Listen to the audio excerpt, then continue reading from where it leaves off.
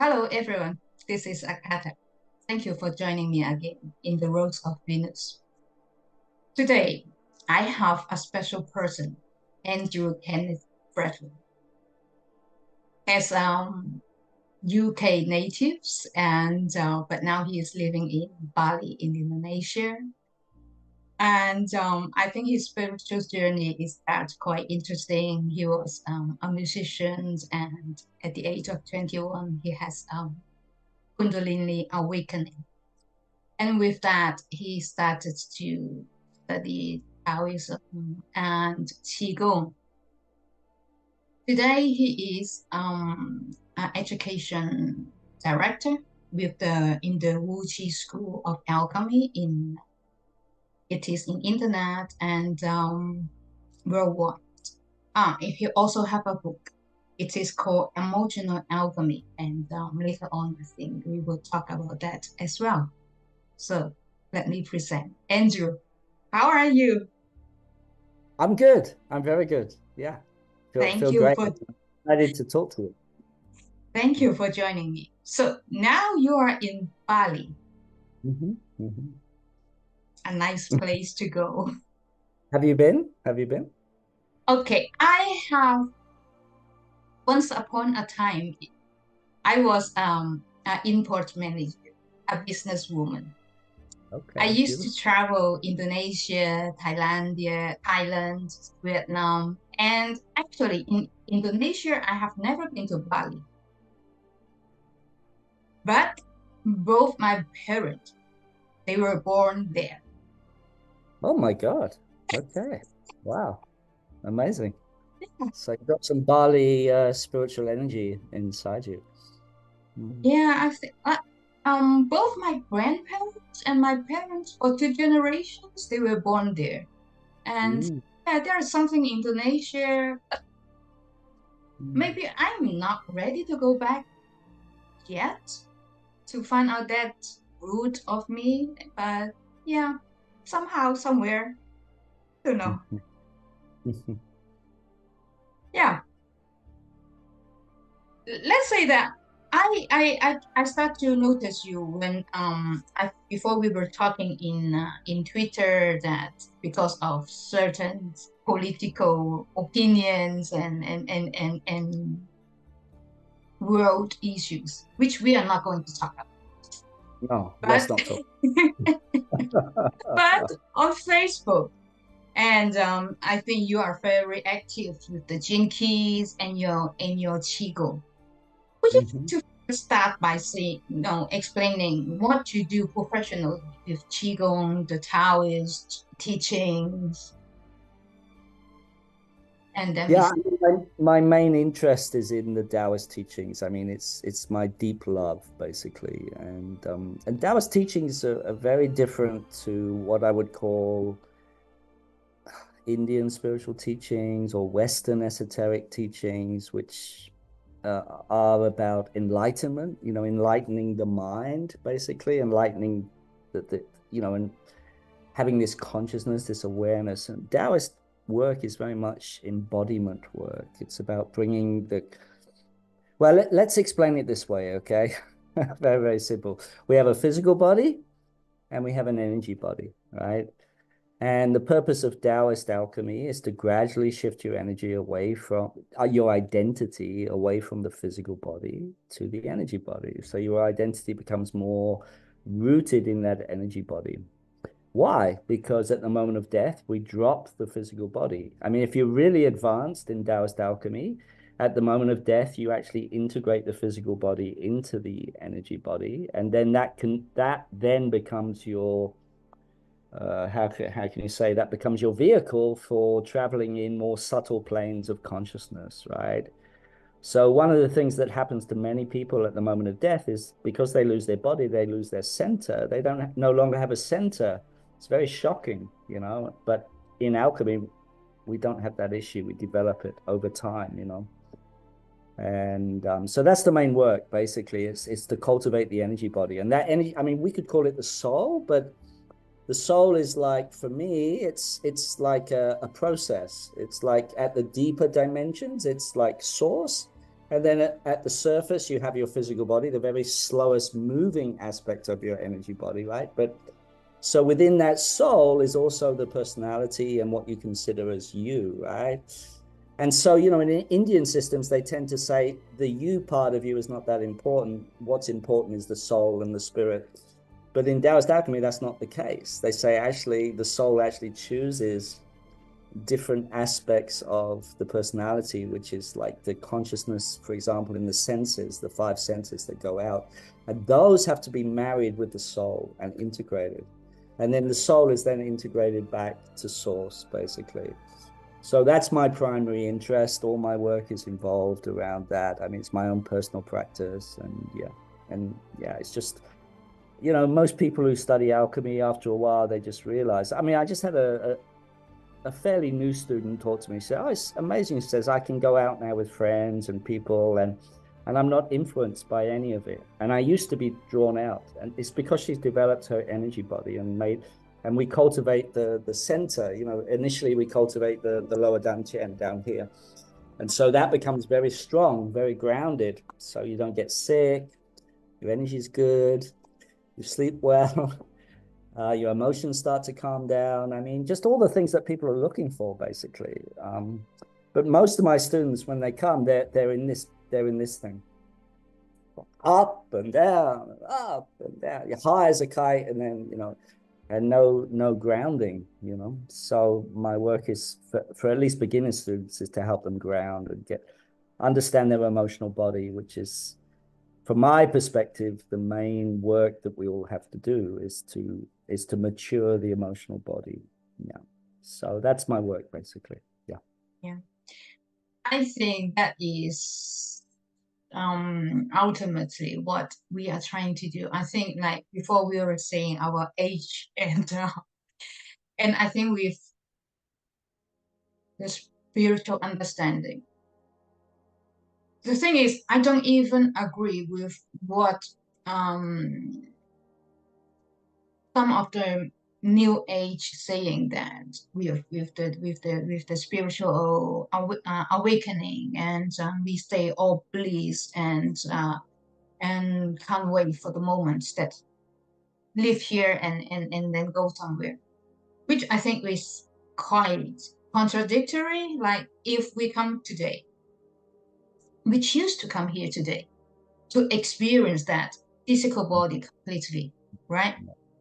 And what's more, to feel whatever that we can feel, but feeling it, living it, that while we were very much manipulated in this 3D matrix with all this chaos and manipulation, brainwashing, whatever that is out there, to be able to subtract ourselves from this world and regardless whatever that is happening in the world and still stay with that kind of grace.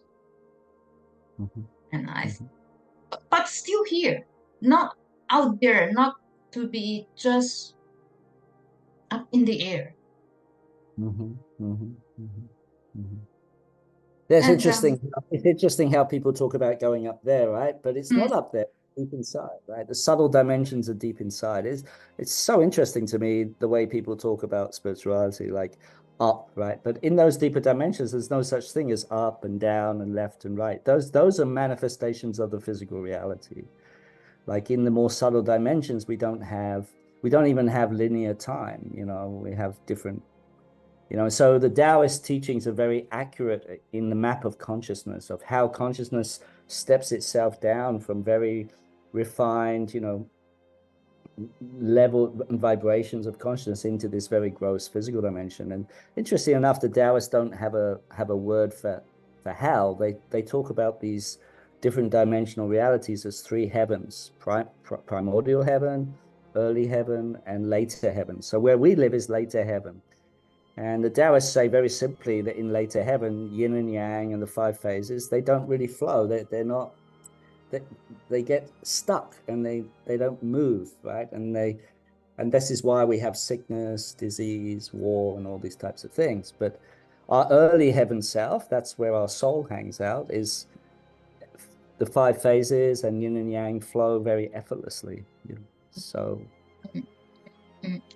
And is that through there you go into Qigong as well?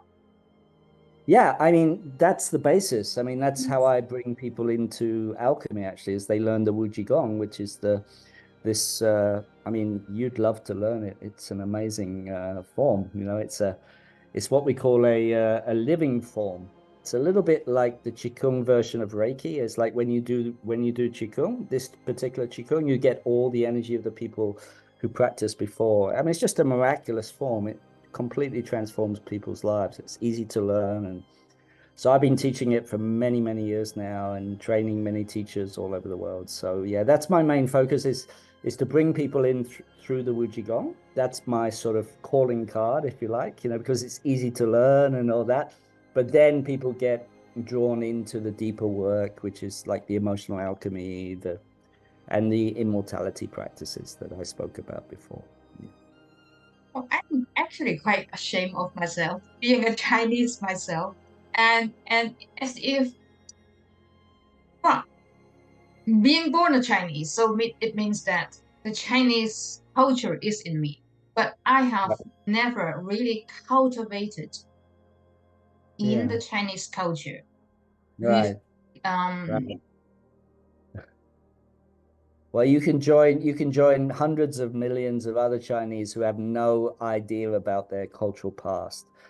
Like, so I was in China for the first time in 2019, and you go to the cities, right? And most of the people there, they have no idea about Taoist culture, none at all. And if they see a Taoist in the street with their top knot and their yeah. uniform, oftentimes they'll go up to them and say something like, "Oh, what an interesting uniform. Where are you from?" They have no idea that they're from their own culture, especially the younger people, So Well, the thing in China, okay, with the Chinese Revolution and all that, we don't, at yeah, least I don't try to get into it. But yeah. I think if we believe that we choose the kind of environment, the life, the race, the country where we are born with, and I think I choose very purposely being a Chinese. Mhm. I didn't quite understand that for a person that has been like when I was 18 years old. I was already outside. I went to Australia and never went back to Hong Kong to live. But in during my learning of the spirituality, esoteric, and I get to see some past life of myself. And actually it explains so much. Like even though I was born in China and that generation would have learned the simplified Chinese as culture, right? In writing. But we went to Hong Kong when I was 4 years old. So my education is actually with the traditional Chinese writing. And one of the past life that I have seen of myself was actually during the I Ching period. Mm, mm. And before I studied galactic astrology, I was already into I Ching. And for some reason that called on me. And so it means I have to return to read in Chinese, which for me is an effort, a Uh-huh. huge effort after so many years that I am outside. Uh-huh. But nonetheless, it's just a matter of practicing it. And later on, it came a Jin piece, which helped me greatly to understand I Ching from another perspective. Mm, mm. And I know you do also I Ching. I mean, Jin keys. Yeah, exactly. Exactly. It's a modern interpretation of the I Ching. It's very beautiful what Richard Rudd has done actually with that. Yes, yes. And I am actually learning once again with I Ching, that is, with Jin keys on one side as a modern interpretation of what Richard Rudd have developed. And then I would look at the stereograph of the Chinese character. I would just look at it and look Yeah. at it. And look at it. Right. Until something comes to me. What's your profile in Jinkies? Do you know your profile? Your Yes, son? you. Eh? What? Yeah, yeah. My life work is 32 Oh, with preservation, right? Yeah. gas preservations and veneration as SCD. Beautiful. Beautiful. Yeah, that And really tie in with your work, right? I mean, I think it is and I, my whole life is about bringing together the polarity, right. even Also, with Jinky as well. Sorry to interrupt, but also you're tied to 7-year cycles with that Jinky, I think. Like there are 7 very strong 7-year cycles in your life with that Jinky, especially as mm, a life, if you have it as a life's work. Yeah. yeah, yeah. So we just discovered her profile. She's a 5-1. Yeah. Yeah, so I have a yes, I have Yeah, 32.5 as a fix. yeah, I think so. Yeah, yeah, Yes, yeah. yes. So what Practical. was that 7 year cycles you were talking about? Yeah, that gene key that you have the 32 there. So it's quite interesting. You have the fifth line, you got the 32 as your life's work, right? So the sun is all about, for me, it's the soul, right? The sun is the metaphor in our solar system for the heart, right? Yeah. So it's the heart, right? So your joy in life, because the soul is about joy, right? Your joy in life is about preserving things for future generations, right? And so then you have a fifth line there, which makes you very practical. So I would imagine in your school, you don't just leave people hanging. You want to give them all the tools and what they need to really become self-empowered. Like I would imagine you're very self-empowering for people. Fifth lines are like that. I'm a Mm. fifth line, so yeah, I understand. Which is also very, very much aligned with astrology. That I have my south node in Virgo, and so I Oh, came in with actually very practical. I was so practical, so organized, sure. and like every single steps, nothing escaped my organization. And the mind, and yeah, exactly. And so yeah, I mean that's a nice north node to have, isn't it? In A Pisces, south it's node, your south node's in Virgo, but your yeah, north node's in Pisces, right? in So Pisces, yes, yeah. that's that. I mean, you're in the perfect job, right? Spiritual teacher, and just trust the universe. That's the. I mean, I've always been very jealous of people that have the North Node in Pisces, because it's like you just all you have to do with the personality is just let go, right? And trust the bigger picture, right? But What is complicated of my chart is I have my south node in Virgo, right? But it is right. in the 12th house. Oh my God. Okay. And Interesting. my north node in Pisces, which is in the 6th house. So Okay. even with my spirituality, with the understanding today that I have, I still need to be practical. Absolutely. You have to be of service. Yes. Absolutely. And where's your Pluto, if you don't mind me asking? What house is your Pluto in? 12, In the fourth. Okay. in the All right. 12th, in the 12th In the house. 12th. Oh, same with me. I have a 12th house Pluto as well. Okay. It's a generation. I think we are in the same generation, right? Oh, no, no, not in the house. Not in the house. It just means that Yeah, okay, all right, yeah, yeah. you were But we born with could a have in similar Virgo too. company. So you're probably similar to me. You have like a Virgo rising or something, right? You're Virgo No, I rising? am Or? a double Libra. Libra, Okay. Libra. Okay. And yeah, because your Pluto's yeah, you're younger than me, so your Pluto's not in Leo, it's in the Vir- next sign. yeah. Uh, Pluto's in Virgo, right? Mm. Yeah. So different. Very different, yeah, different generation. Exactly. But the 12th house, we're similar. I have a 12th house Pluto as well. So it means basically, you probably know this, but but it means that if you consider the 12th house as the house of universal consciousness, it means our soul in has been on an evolutionary journey of joining with God, basically joining one with God, right? And now, you know, the evolution is towards the 6th house, is to take all of that spiritual wisdom and bring it into practical application in the world. So we're very similar. We have a very similar path from the sounds of it, because your North Node is also in the 6th house. So yeah, interesting. Yeah. I don't know. I'm still trying to find out what I'm going to do with all these Yeah, but I mean, don't things you that find I'm learning. you understand once you understand the chart and you understand where the evolutionary direction is? I mean, it's obvious, like you have to bring practical things. You have to teach spirituality. 6th house is about teaching. It's about, you know, like discrimination, right? And service. So you have to serve and bring your spiritual wisdom from the past, Pluto in the 12th house, South Node in Virgo.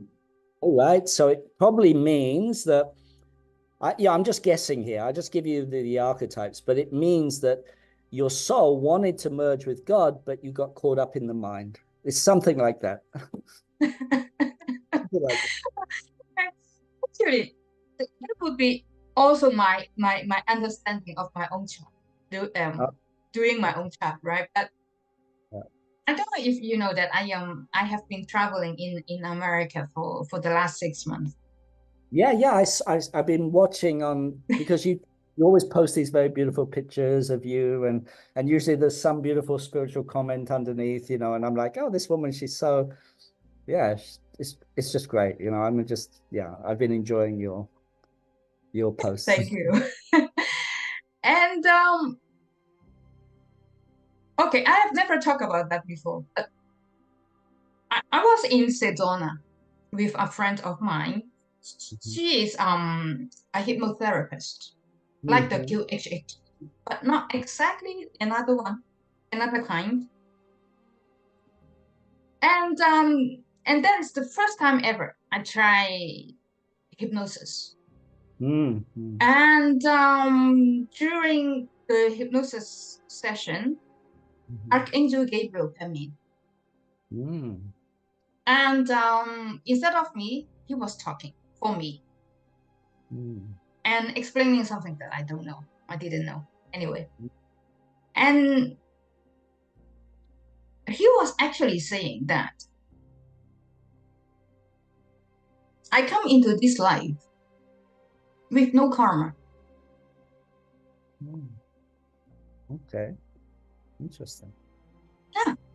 Okay, I am still in the process of understanding what the hell that does it means and how it's changed. Because if I do see past life of myself, I still have past, and I have people that I'm interacting with. I see Mhm. clearly where our connections were, right?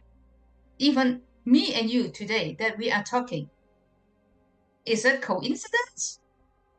I don't really think so, right? And and but this part of no karma that totally put me off balance of what of how I understood karma for people Mm. like us, normal people like us.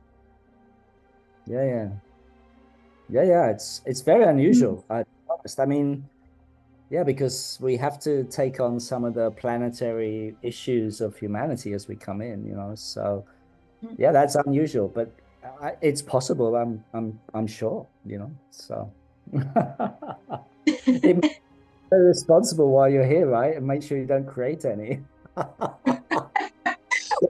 I cuss all the time.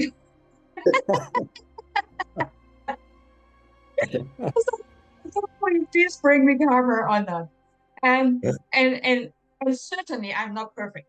So so with that, I mean, that's the whole point. I mean, none of us are. That's the whole point, you know. yeah, So. we do make decisions based on, at least until a certain age, until certain stage of my life, that we made decisions based on our ego, right? And somehow, somewhere, we make mistakes. And but anyway. We need to have a conversation about ego. Let's talk about ego, because I think there's a lot of misunderstanding out there about ego. Yeah. I want Dallas' point of view. I'd like to hear your view of ego, like your understanding of it and how you think it plays out. And I'm really curious, you know. I mean, I can go first, but no, I'd like to hear yours. What's your definition of it?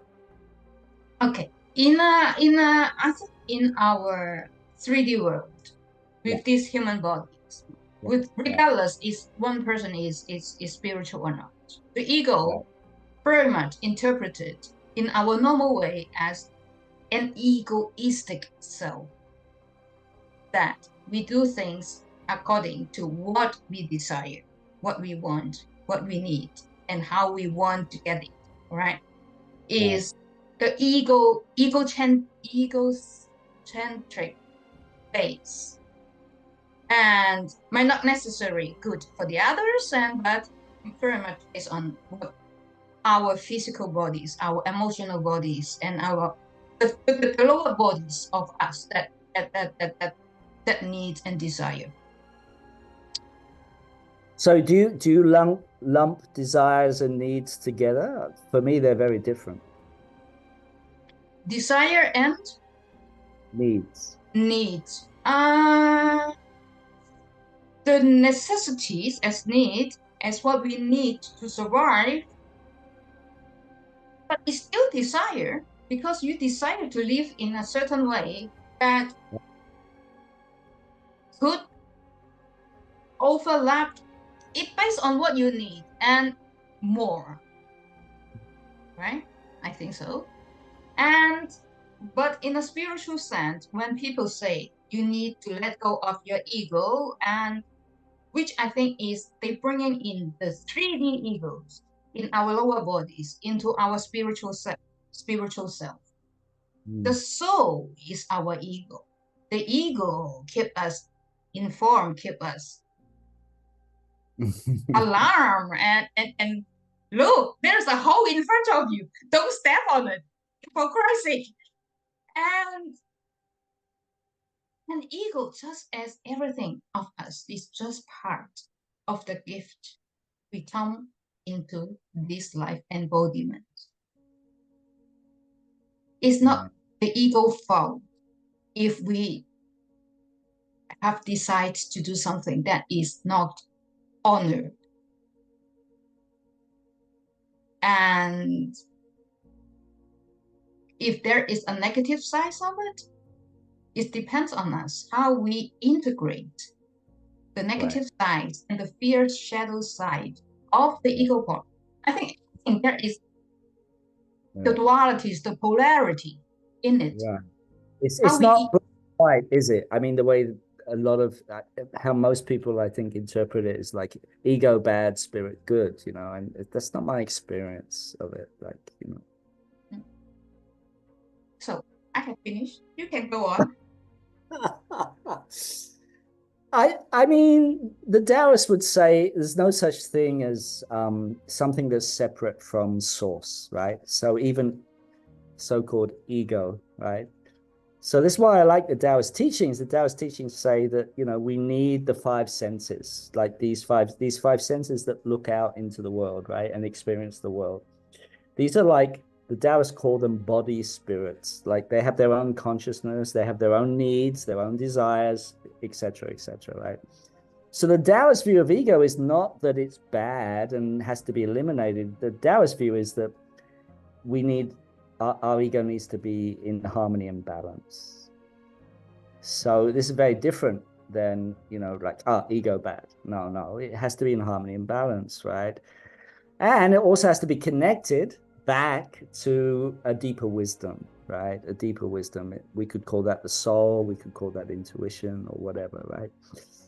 But, you know, good luck trying to control desire, You know, like as Richard Rudd said, desire is a universal force of evolution. I mean, there's no way you can control it and push it down. And you see that, you know, how many so-called enlightened beings, you know, teachers, you know, especially the male species, you know, they're talking about celibacy and being enlightened. And then 10 years later, it comes out they were abusing all their female students. And that's so common, right? So common. So this spiritual bypassing, right? Right. And so the Taoist view is harmonize the ego first, right? Get the ego more in harmony. Get these five Shen, these parts of us that go out into the world, have them in harmony and balance, and then start to go climb up the spiritual ladder step by step by step. And then you're not going to bypass, you know, you're not going to bypass, right? No. So yeah, I think there's a lot of confusion out there about what ego is and why it has to be eliminated. You know, it's from the Taoist view, it's more like it's transformed from lead into gold.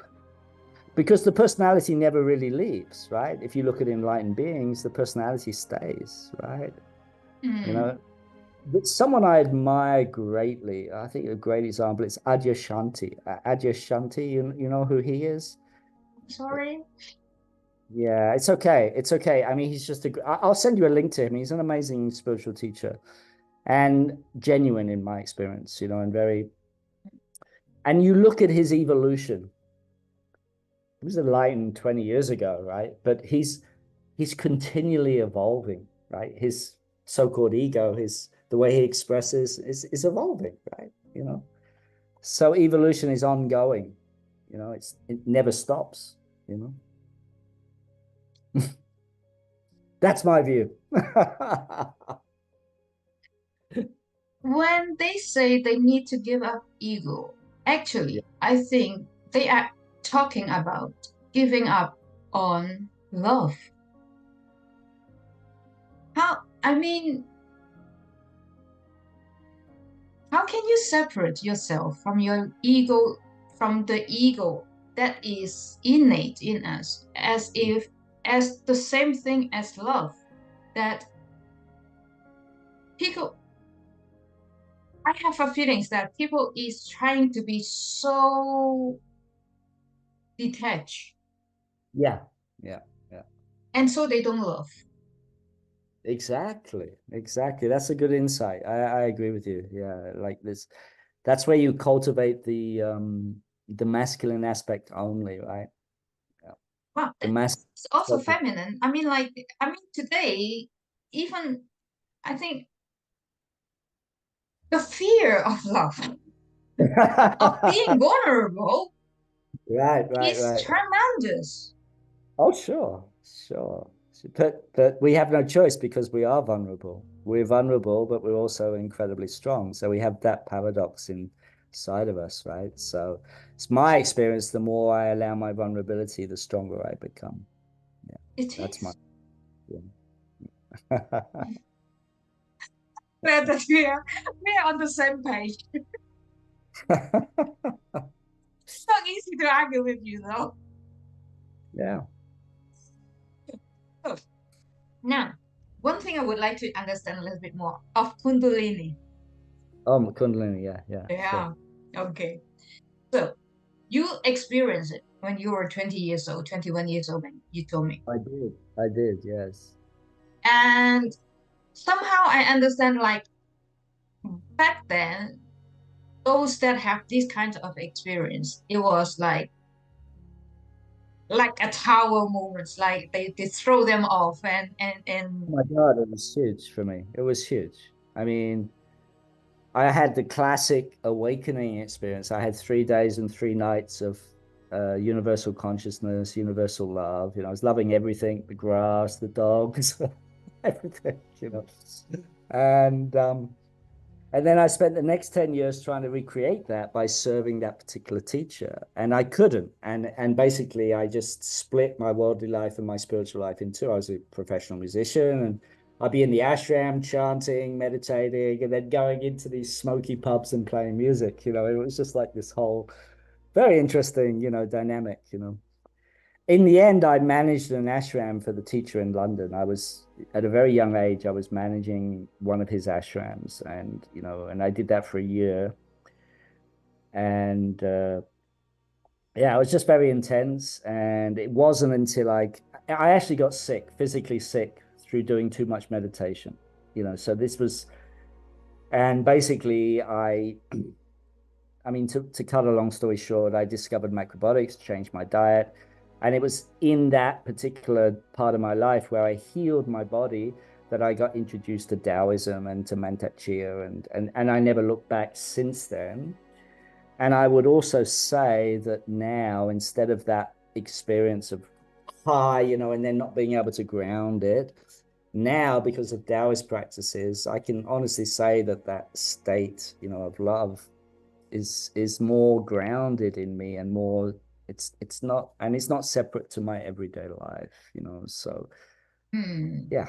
I mean, it's not nowhere near as intense as that. I mean, sometimes in deep meditation I can hit those deeper levels, but I'm much happier now, much more grounded, much more integrated than I was in those days. But of course I was younger as well, and so Mm, yeah. mm, mm, Yeah. mm, mm. Yeah, but the Kundalini is really powerful. I mean, Mantak Chia is well known. He's well known as being one of the people that help people with Kundalini syndrome because, as you know, it's the energy of fire that rises up from the lower body, from the sexual center, actually, all the way up into the brain, right? And you can have these experiences of a lot of heat in the head and all these types of things. But whereas in the Taoist teaching, they teach you the microcosmic to bring that energy back down, right? And so, yeah, in Kundalini yoga, it's up, no, not back down.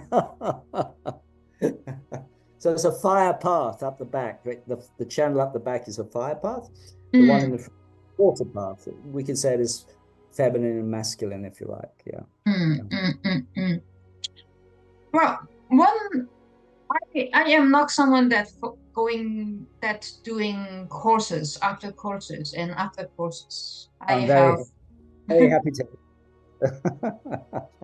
like and ever since I started, I spent 2 years with my esoteric study group, and as I told you before, I literally locked my door, cut myself out from the outside world, no social platform, nothing, and even between our group, we hardly ever connect.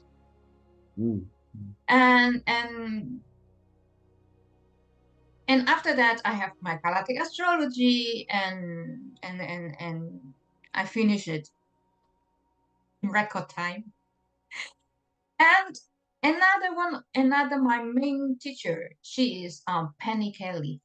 I don't know if you heard about her. She's an American, and she teach consciousness through science. Mm. Because she was from the scientific world. Like she would explain like the cork circles. That she was studying the cork circles from a scientific way and to prove like how how the grain, even when they were pushed down, they were still alive. Those grain that form the patterns, they are not dead. And like with her and from with my Virgo South Node, I need someone to explain to me through a scientific logic. Mhm. And she as well has gone through a tremendous Kundalini experience. Mm. Mm. And during I had a tiny little one, I think, around 4 years ago, and I have experienced that again in at the beginning of November when I was in Kentucky. That with my friend, we went to the Serpent Mound in Ohio, in Cincinnati. And after both of us that have seen from different point of perspectives, we were doing different things. Both she and I, we both saw a shaman on top of a bureau mound, And then next to the Guru Mind is the Serpent Mind. There, I have another Kundalini. Mm, mm. But I don't think I experience as strongly as someone like you or someone like Penny. And I actually thinking in recently is that would that be when people experience it back then, the consciousness was so low as a general sense, as a mass consciousness. Whoever experienced it, that they were that they have to it came to them so strongly. Oh, yeah. Wake me up. Wake you up before you go. And I mean, when you were 21 years old, maybe there was people knowing Kundalini. I was into drugs, sex, and rock and roll. Absolutely. I was definitely in the, Okay. definitely in the material world. That's for sure. It's definitely like a huge awakening for me. Huge awakening. Yeah. Yeah. Yeah, but did anyone understand what was Kundalini? Anyone help you to understand what was it? I mean, in that particular school, they have a good, they explain what it was, So he was well known for this particular teacher, and he wasn't even there. It was just his energy in the ashram. So I just sat down on the floor and my heart exploded, basically. So, what was your experience? What did you feel? Fire? Did you feel bliss? What was your experience of this Kundalini? What did you feel? Okay, the first one I was actually sleeping, and Okay. I was seeing one candle flame, Beautiful. just that. Mm, And I experienced Kundalini, mm. aka orgasm. So Yeah. Okay. Okay. and, And, and you saw that in your body, or it was where were you? Where was that experience? It okay, was like, that was the beginning of my awakening. I have no knowledge whatsoever of whatever that I was experiencing. okay, okay, I think that was inside my mind that I saw this flame right. constantly. That You had is, a positive experience of yeah. it. Yeah. And my body reacts to it. Right, right, right, right, right. Yeah, beautiful. Right. That was the first one, That was the first one. and And then you had 4 years ago. And now what was? just few months ago in the serpent month, I literally feeling that the serpent, You felt the serpent power, yeah.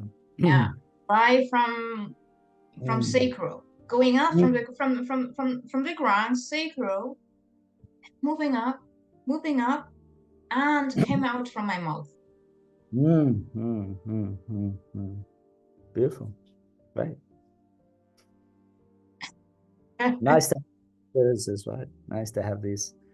I mean, you have these peak experiences on your journey. I remember I was teaching a course in Romania. I think it was a combination of alchemy and the gene keys, and there was a lot of people there. I think there was maybe about 50 people. It was a retreat in the mountains, right? Mm. And and I like to do ritual in my trainings. I do a lot of ritual. We were doing some ritual to heal the pain between men and women and things like this, because I think it was a Venus sequence retreat or something anyway. But anyway, as I was teaching and as we were doing this last ritual, I dropped down, my energy body dropped down into the center of the earth. I mean, literally, I was right down in the earth. And it was the most amazing feeling. It was like I felt so grounded, so centered, and I felt so much compassion for everyone that was there. And the interesting thing was, as I dropped down, right, I went really, really deep down. the emotions in the room started to really like, you know, it was like everyone was crying and screaming, and I was just so centered, you know, like so deep in the earth. You know, I've never forgotten that experience. And you know, the Taoists talk about the earth's energy body being very grounding for us, you know, and part of the training in alchemy is to merge your energy body with the earth's energy body, but not the surface, deep down inside, you know. And yeah, and so that's that experience. I mean, I've had many types of experiences like that, you know, like, and they're like, I think they're given to us to give us a sense of what's possible, you know. And they also keep us on the path, right? They keep us going because we're like, oh, I want to experience that again, you know, I want to have that experience, you know. So it's certainly been true for me. But I mean, I really love these deeper spiritual experiences. You know, I find them really helpful on my path. You know, I'm sure that Kundalini experience was helpful for you. You know, it maybe reaffirmed you know, your commitment, probably. You know, I don't know, like everything is so concentrated with me. Like I mean, I get the longer impression. period. It's I just get the this. impression from looking at your posts and everything that you're very, very committed to the spiritual path. I mean, I think you're much more committed than I am. Well, somehow I don't know. I think I have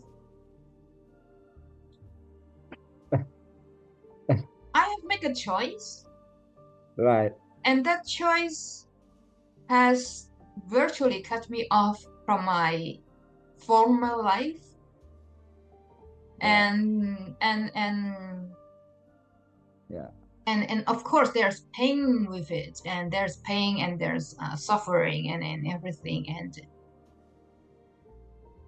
and after I, that it just become the way I, it is. I'm curious, like, you know, many fourth house Plutos, they have to cut from their family because the family doesn't support them in some ways. Was that your experience of your early life that I you had have to, I have Pluto, the transiting Pluto on my fourth house. right now? Right. No, now it's going to my fifth house. Oh, okay. But No, you, in the last 15 years, when Pluto was transiting in Capricorn, that okay. was, I think, Right. like, I wouldn't say my journey started 15 years ago, but I think it was the building up, the building up, Right. building up, and with that, with my fourth house, everything gone. Seventh So house. now it's coming into Aquarius in the fifth house for you, right? That's that's going to feel great for you. That's going to feel really good. No wonder you're getting out more into the world, and the sun is coming out right after that IC transit. Your Pluto transited your IC, so that would have been like deep letting go of the past, I guess. You know, of your family's past and all these types of things, right? I'm waiting. I'm waiting to collect my cue. But Pluto, I mean, it's in the fifth now. It's in your fifth house. Yeah, yeah. Oh, fantastic. Yeah, no wonder you're traveling. No wonder you're like meeting people, and no wonder your sun is coming out. You know, I mean the difference between Pluto in the fourth and Pluto in the fifth. And I'll give with the South, if the transit takes South Node in my first, oh, like, oh, my goodness. okay, great. Fantastic. Yeah. So I'll give you the evolutionary astrology view of the fifth house. So it's about using the will in a good way, basically, you know, in an aligned way. So as Pluto moves to the fifth, you'll be using your inner will, right? More and more to initiate love, fifth house. It's the sun's house. So inner love and outer love. I think that's what's going to be happening for you over the next 10, 12 years. And plus in Aquarius, right? So you're probably going to be doing more teaching to groups and things, I would imagine. Yeah. Well, at this moment, it's conjuncting my moon at 2 degrees in Aquarius. Oh, nice. Nice. On the moon. I'm like, okay, cut my wing Your moon is at 2 degrees in Aquarius, Aquarius. Yeah, and like, opposite my Uranus at 3 degrees Leo. okay. and square my moon in Scorpio. I have a 3-degree moon in Scorpio, so we have a square to the moon. What degree of moon you have in Scorpio? 3 degrees. 3 degrees. Okay. Neptune, conjunct Neptune. You have And Neptune in Scorpio too? yeah, Yeah. yeah. But it's Yeah. in the early degree. What? The early degree, 0.47 or something like that. But it's definitely conjunct that second house moon. Mm, mm. It's square Uranus. My Uranus is at 3 degrees Leo. So Mm, mm, mm, mm. So your Neptune and Moon would conjunct my Sun in Libra. Anyway. oh, you're very late Libra. You're very late Yeah, Libra. yeah. 25th, 26th degree. Yeah. Oh, yeah, but that's still a fairly wide conjunction. The Neptune's closer, but the moon not. I mean, that would be a very good connection. Oh, so far we are still laughing, so it's good. It's better if it's the woman that has the moon and the man that has the sun, right? But that's a classic compatibility, right? Moon conjunct sun, or Venus conjunct Mars, or South Node on the ascendant, these types of things. Do you do couples work with your astrology? Do you do like Yeah, relationships? I do. Yes, I do. And I love but it. sometimes I prefer not to. Really? I mean, it's a responsibilities. You say things and to people. Like, Yeah. Yeah. I guess it depends on the awareness of the people you're working with. Most of the people I work with, they're pretty aware, and they take responsibility, So generally what I do is I work with them separately first, and then yes, we do yeah, together. yeah. I find that, because then I can talk about the childhood wounding patterns from the Venus sequence, which is really, I mean, that Venus sequence is, it's really amazing, like to see what your wounding is from your childhood. It's the Venus and Mars connection there. You've studied it a bit, like the IQ and the EQ. I mean, it's really interesting that, I mean, it's just genius what he's brought into the world. I mean, that Venus sequence, I think, and he would say, that it is his greatest contribution is the Venus sequence, and so, I mean, I've known Richard for years. We studied with Mantak Chia together many, many years ago, and then we rediscovered each other. And I supported him a lot in the beginning. I was bringing the Gene Keys to many different countries. I brought it to Romania. I invited Richard to Romania, actually, and yeah, there were many countries that Richard asked me to go to Bulgaria, and I helped the Bulgarian team there build the Gene Keys community there. So. But I've been a little bit more distant from the Gene Keys community recently, just because of my own work is really taking off, and yeah. We could post very soon, but why don't we say concentrate a little bit of the work you are doing now? Yeah, I mean, the main thing I'm focusing on right now is women's spirituality, especially their hormonal system. So I have this training. It's called bone breathing and hormonal massage.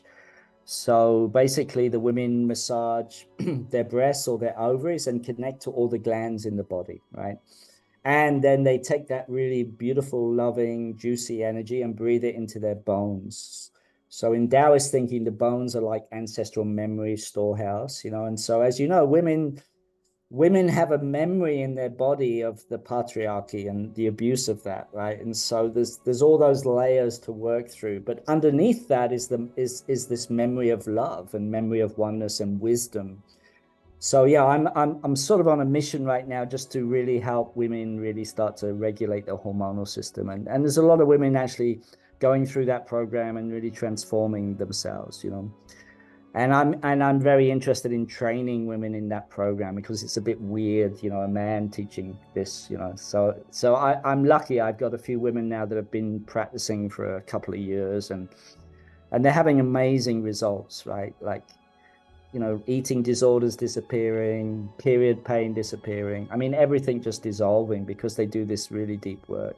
And it's a billion-dollar industry, the hormonal system of women, you know, it's billions. And they spend on hormone replacement therapy, supplements, going to the gym, going to all these specialists.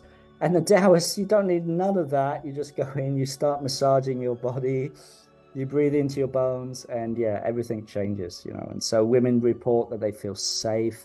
They feel safe in their body, you know, for the first time in their life, you know, because women carry that trauma, you know, of abuse from the patriarchy. You know, they carry this, and they don't really feel safe in their body. You know, even now they don't feel safe. You know, when they do this practice, they do.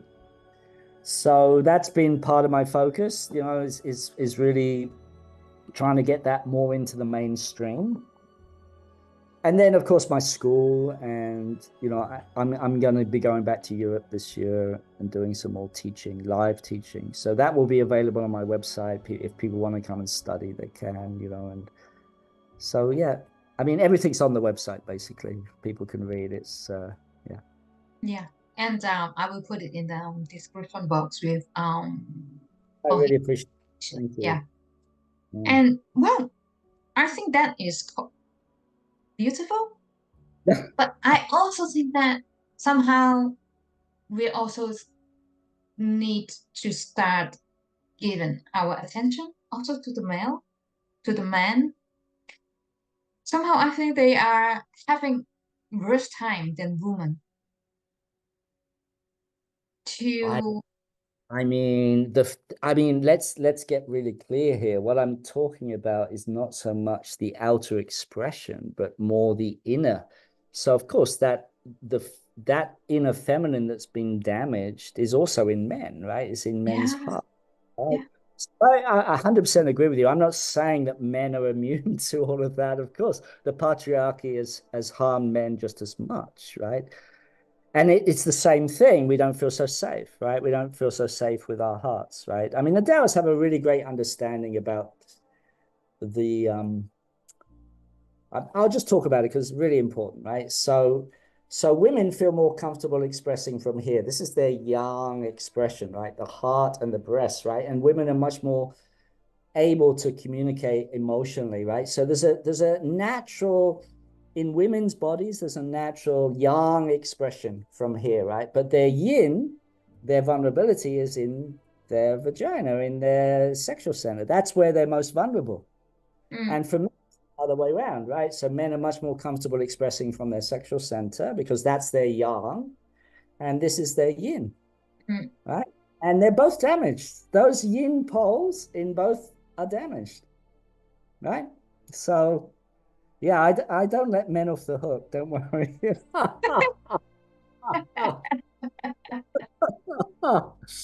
No, no, I don't take sides like that. I mean, Taoist alchemy is about integrating the inner male and inner female, right? No matter what sex we're in, no matter what sex we are in as we express, we all have an inner male and inner female. In fact, the soul is binary in nature. Actually, well, it has three aspects: inner male, inner female, and source, God source. That's the difference. It's three energies in the soul, right? So if you're born into a male body, you tend to identify with the male aspect of your soul and you make the female aspect unconscious. Jung recognized that between the anima and the animus, right? But he never really gave a solution for it. But in alchemy, we have a solution for that. It's called the lesser enlightenment of water and fire. And it's one of the first immortality practices. Yeah. Beautiful. I'm Yeah. looking forward to understand it a bit more Oh, from yeah, you. yeah, yeah, yeah, yeah. But just about that, men and women, right? So the woman's yang is here, penetrating the man's most vulnerable place, right? And the man's yang is here, penetrating the woman's most vulnerable place, right? And I often give the analogy, right? I say, and you know, like women need to treat men's hearts the way they want their vagina treated, and men need to treat women's pussies and vaginas the way they want their heart treated. And if we can do that, we might actually have some nice harmony and balance in our life, right? Yes, eventually. eventually, and the thing is, there is still so much imbalances with accepting the both sides in us that It's huge. It's the number one issue on the planet. Is this split between the male and the female? I mean, we're born into male and female bodies for a purpose, right? So that is the number one issue, and from my perspective, of why we feel so cut off from source. yes, yeah. We're put into a male body, but our soul is androgynous, or we're put into a female body, but our soul is androgynous. So the more we cultivate the soul, the more we're going to feel less hungry for the opposite sex. Thank you, Andrew, for joining me, and I'm looking forward to talk to you, chat with you another time. Yeah, me Thank you, too. everyone, for listening until now. Thank you so much. Thank you. Thank Bye. you.